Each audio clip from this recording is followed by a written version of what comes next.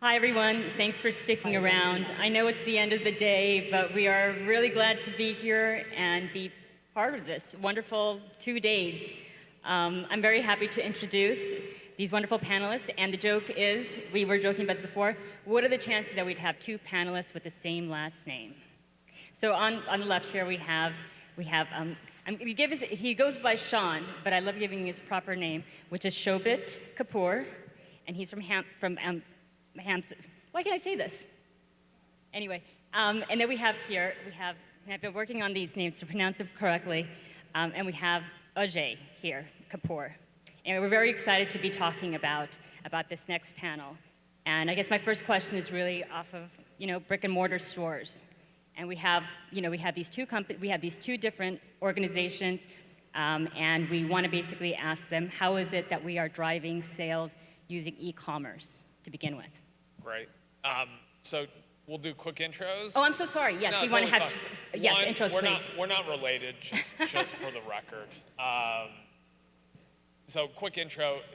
Former entrepreneur, built 3 different companies, joined Procter after wrapping up my last company, was at P&G, leading out digital strategy, our consumer big data, and our external innovation, kind of had a 3-tier mandate. And about a year and a half ago, was found by Shark Ninja to come in essence, look at digital transformation as a whole for the company. Shark Ninja, for the folks that don't know it, is Shark vacuums, Ninja blenders, and Ninja coffee makers. So I've gone from selling soap at P&G to selling vacuum cleaners, moving up in the world. And really fundamentally, my whole goal at Shark Ninja is to take our whole overall organization and tip it on its head, focus us as a digital-first organization, thinking through all of the touch points in that digital-first organization, leading from supply chain onwards, from our back office to how we design products, all the way to how we communicate and touch our consumers in a meaningful way. So within that mandate is overall e-commerce rolls into me, digital marketing, and then I'm step changing our company into the IoT connected device space. Wow, that's hard to beat. For me, this is an interesting time for us at Harman, since most people in the room probably know that we were acquired by Samsung just about a month and a half ago. So going through quite a bit of change, as you can expect when a transition like that happens. But I've been at Harman for about 5 years. I run the global marketing function for our lifestyle division, which really focuses on all of our consumer products. Anytime any of our products is touched by consumer, whether it's through direct retail, direct sales, or through one of our retail partners and or in the automobile, is something that my team is responsible for taking to market. We look at everything from consumer definition, segmentation, insights, to all the way to the last mile, like the local experience at a retail store and the advertising and the digital e-com stuff that goes around it. Excited to be here and offer any insights that I can. Thanks. Yes, thank you very much. And by the way, my name is Nancy Ayala, and I'm a contributing writer to Street Fight. So I'm very excited to be here. And we just want to answer the question about how is it that we can survive in this, when retail is really kind of diminishing every single day. But some of the efforts that you've put into your strategies to make your businesses work and grow, to have like a Samsung interested, to basically have this Shark Ninja, wonderful company. Tell us a little bit about that. For us, it's a very interesting experience as we look at the customer journey of how someone purchases a technology product, and it's not dissimilar than anyone in this room. A lot of the buying experience and the buying journey that a consumer goes through has transformed radically in the last few years. It typically used to be walking into a brick-and-mortar retail, asking the sales rep what was good, what was bad about it, and taking their recommendation along with your personal experience of touching and feeling a product and walking away from it with it in your hand. Brand and the brand strength had a huge role to play in that decision making. Most people, even pre-eminence of digital, walked in with some kind of a brand bias. I wanted a Sony product, or I want a Bose product, etc. So I don't think that part has really changed. People still have a significant brand bias, And largely every day, we're trying as marketers to fight that brand bias. We're trying to convert people from our competitive brands to have a preference for our brands. And that goes then to the essence of saying, it's the experience starts when people come to an e-com site or a brand site and learn about the product. They learn about the product, the reviews, the writers, what they think about it, the bloggers, etc. Customer reviews have become a big thing in our space. Everybody's looking, no one wants to touch a product that doesn't have 4 stars on it. I mean, most people don't even like to read the description of a product if they don't see 4 stars on it on Amazon or wherever else they're looking for reviews. And to extend that journey from there into the retail store, there's still that trust and faith that people put in a blue shirt as you walk into a brick and mortar retail, because if you are going to buy a television or you're going to buy a $300 pair of headphones, unless you know exactly what you want and exactly what you're looking for, you generally want to try it out. So that hands-on experience is still an essential element of the customer journey. Our job as marketers really is to connect the dots all the way from consideration to actual purchase that happens at any of the multiple destinations. Yeah, I'd echo that, and we talked this before we jumped on the panel, right? The world's changing, obviously. Everyone has a mobile phone in their hand. They're now connected. Information is ubiquitous. Consumers are far more empowered, and it's now on the onus of brands to be able to provide not only higher value, but higher convenience through that path to purchase. And broadly speaking, I look at, overall e-commerce in the United States, it's still less than 10%, right? And so, end of the day, brick and mortar is still fundamentally important. If that's currently in the process of showcasing our products or closing that purchase, or into the future in leveraging that as a showroom in a more meaningful way. We have products that you want to touch and feel and look at before you purchase, and so brick and mortar is still going to be a fundamental, important touch point within a journey. Where do we close that journey, and how do we influence that journey through that period of time? Digital is going to have to play more of a meaningful role and do a lot more of the heavy lifting moving forward. Right, definitely. This point, sorry if I Please. may. The showcasing thing has become an interesting thing. I would say about 24 months ago, there was this fear that all of consumer electronics retail is going to essentially disappear or become a showcase for Amazon. But I have to compliment the industry at large, the retail industry, for really waking up to that and preventing that from happening. I mean, I think brands like Best Buy have really put an extremely powerful connected retail strategy in place and prevented themselves from becoming purely showcases for brands like Amazon or even direct customer purchase by brands. I think the way they've looked at the convenience factor of you can look at the product online, you can look at the product in the store, you can have it delivered to you directly, you can buy it online and go pick it up in the store, that instant gratification piece that Amazon still struggles with. I think the brick and mortar retail has done an amazing job of preventing themselves from becoming completely irrelevant. Right. And having said so, we had this discussion also about do they feel like there's a lack of more business because they don't have their own retail stores? Though I was told that there is an Asian market really for your company. So. Yeah, we have a fairly blended retail strategy. In the markets like the United States or in Western Europe, et cetera, where running a retail operation is fairly arduous and very expensive, we've chosen to continue to invest with our retail partners and complete the loop, as I said, in this sort of connected retail world by providing consumers with all the relevant information they need to still be able to make the purchase at a physical store. Of course, there's always the option of buying online, which is continuing to grow as a business for us as well as for all our partners who carry our products. And in markets outside of these expensive markets like the BRIC countries, there's still an opportunity for us to get into the retail space, and we're making significant investments there.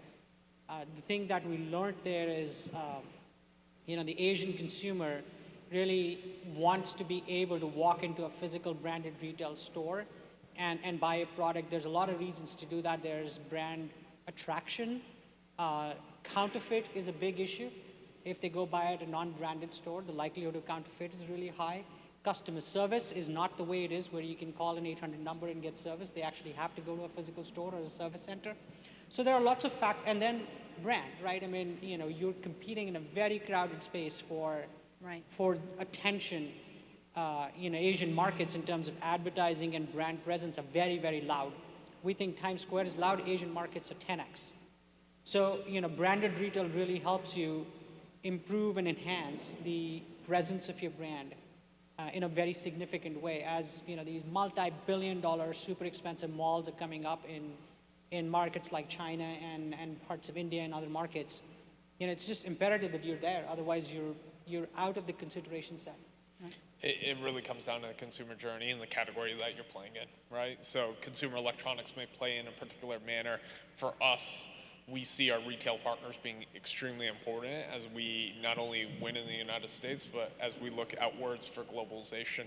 The path to purchase for a vacuum cleaner or blender within the confines of a larger brick and mortar store makes a ton more sense of being able to showcase across that home space in a meaningful way. If that is picking up your bathroom mat and then thinking about the vacuum replacement that you have to go through, that whole experience is far more integrated as we look at our consumer and how we intercept them through that hyper-local touch point. Right. And you're very fortunate too. I'm sorry, you were going to say something. Please, no, please. Please comment. Please. No, I was going to say something about that. And actually are very lucky because you have this really incredibly name, Shark Ninja. It rolls off your tongue. We already know the products. So the marketing for it has already begun just by the virtue of the name. I'd love to hear how you're blending these two businesses together. Yeah, it's a work in progress, right? For most people, the saliency around our corporate name, Shark Ninja, is super low. And the example I was giving Nancy in the green room is I came from Procter & Gamble. The saliency around Procter & Gamble is super low, but everyone knows Gillette, everyone knows Tide, everyone knows Pampers. And the same thing here. I think as we step into connected home and we have a tremendous amount of trust and loyalty to one or the other brand, we see opportunities to start looking at cross-selling, start utilizing that equity that we're building with consumers in their home on a day-to-day basis to look at what that means for Shark Ninja. Is that a two-brand strategy? Is that a corporate strategy? It's an open question. It's one that we're still trying to work through. But we do think how consumers are now interacting and engaging with our brands in a connected home space gives us the opportunity to kind of revisit that overall conversation. Right. And again, you want to discuss a little bit about how you're using some of the things that you have out there. The customers are not really gravitating to a name, but they know the products itself and how you're making that work for you. Yeah, naming honestly is a significant challenge for us. The consumer electronics industry has been awful at naming products. Mostly if you go and say, I want this TV. Oh, this is the QX99321LB. I was going to say a swear word. I stopped myself. What is that? We've been really, really poor at naming as an industry and just having that discipline that the CPG industry tends to have. Brand's more important. People go in and they ask for a JBL headphone. And then the conversation begins. Which kind of headphone would you like? Do you want one that covers your ears? Do you want one that sits on top of your ears? Do you want something that goes in your ears? Another challenge that we have is our product portfolio is so diverse. We have products all the way from $19 to $100,000 for a speaker. You can pick a speaker anywhere in between. So product naming is a significant challenge. And for Harman, as you take it as a click up, it becomes even more challenging because we're a multi-brand portfolio. We have 19 different brands that we go to market with. Obviously, most people, when you say the word Harman, think of Harman Kardon. And that's one of the 19. We own brands like Lexicon, Mark Levinson, JBL, which is our mainstay brand, Crown, Revel, Bang & Olufsen. There's just so many brands in our portfolio. And not only is that a challenge for a consumer and for us in classic sort of consumer product space, when we work with our automotive partners, that's an even better challenge, right? When we work with a BMW, we have to match our audio brand to what the BMW brand stands for. Who is their consumer? When we go talk to a Revel brand and we take the Revel brand to an automaker like General Motors or Ford or Lincoln, and we have to match these brands because when a person buys a car, they're buying into the car brand and everything that comes with it. So our brands have to personify our partners' brands and vice versa. Right. Do you have, what other considerations do you have when you're going to be, because now that, and I hate to keep bringing Samsung, I know that the deal was just finished in April, but what are some of the ideas of basically bringing Samsung and part of the portfolio? I don't know if we, it's too early to say, but I don't see us getting to a point where we're trying to blend everything into Samsung. Because one of the reasons why Samsung, had an interest in Harman was because we have all these brands and they're extremely powerful in their space. I mean, no one, let's just take an example, the studio recording industry. It's going to be very hard for the studio recording industry to ever put faith in the Samsung brand because, they associate the Samsung brand with, consumer goods. In the studio recording space, they trust a brand like AKG, they trust a brand like Crown or Rebel, because those are the brands they've been using for decades. Right? I mean, the JBL brand has existed in recording studios for the last 70 years. Right. And so from a brand strategy point of view, and like I said, this is still nascent, I don't think we're looking at a mass convergence of the brands. It's really about how do we strengthen all that the Samsung brand or the Samsung as a company brings to Harman in terms of R&D, in terms of resources to be able to capitalize, chip manufacturing and screens and vice versa for Samsung. How do they bring telecom technologies, LTE chipsets, et cetera, into the automotive where Harman has a very strong footprint? So it's really about cross-leveraging our technologies and our strengths as opposed to trying to look for a formula to put all the brands in a bottle and shake it and hope something good comes out of it. Would you like to address the same question? Talking about the brand strategy, you have two distinct products, but it's Shark Ninja now. Correct. How do you basically bring the two together, but they're both distinct entities? I think the answer, as we chatted in the last question, is still very much the same. It's a work in progress, right? Our first and foremost objective is knock out amazing products, 5-star products for Shark or Ninja in isolation, and then figure out how we utilize that equity to better expand across our total brands. I think our challenges are slightly different than a manufacturer that's just got acquired by another massive manufacturer that has a tremendous amount of brand equity. They have a lot to play with there, right? We're trying to fundamentally win in the consumer home space. We think there's opportunities, again, in the connectivity aspect of how you start merging the two together. Right. And you know what I love, this conversation that we had earlier, too, we talked about one of your best brand strategies is the actress Sophia Vergara, who basically talks about her love of Ninja. And so do you want to talk a little bit about how that was developed and how that, how do you have her, is she part of the advertising on shelves, brick-and-mortar stores? How is she playing a part in this? Yeah, Sophia's a phenomenal asset. She is tightly integrated into our coffee business. She herself is a coffee connoisseur.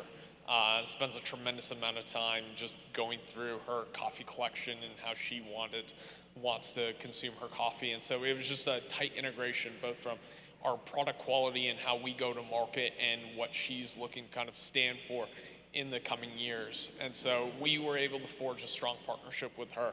She's been an amazing asset, both from a digital standpoint, on-shelf standpoint, some of the things that we're able to do behind closed doors with retail activations. And again, it's taking a brand like Ninja Coffee Bar that didn't exist 2 years ago to making us the #1 drip coffee maker over $100 in the United States. Sophia's a mechanism that makes that happen amongst, obviously cost of entry. Great product has to be there, and then a broader activation. So yes, we used Sophia extremely well across all those touch points, and we're continuing to refine our go-to-market strategy with her and her team. Right. How many people have seen the Sophia Vergara ads? Raise your hands. See, and that's just it. When you basically put a face to a product, it's really wonderful. And I also was talking about the fact that this fragmentation in the marketplace is a really wonderful thing, that you can basically tap two different kinds of audiences. And it's one place, it's one America, it's one person who happens to be of Hispanic origin. I think we are out of time, but I would love to open this up for some questions, please. Yes? Oh.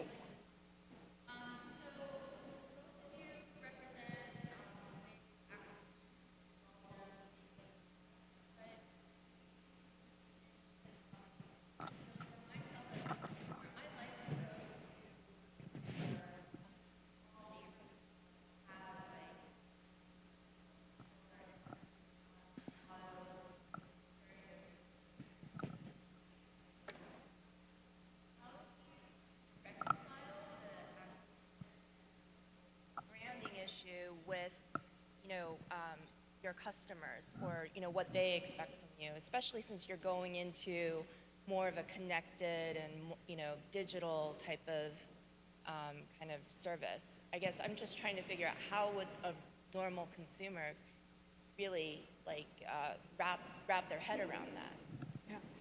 In my opinion, the answer is really simple. And you had the answer in your question. Don't forget about the consumer.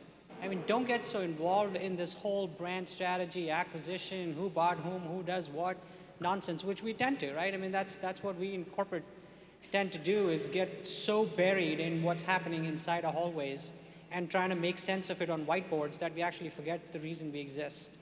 So as long as you can keep your focus point on exactly that consumer and that consumer experience and use that as the filter to make decisions, that's the only way to succeed. I've been on both sides of acquisition, largely on the acquiring other companies side of it. I was fortunate enough to work at Microsoft and go through several acquisitions there. And boy, you learn a lot about how not to screw it up.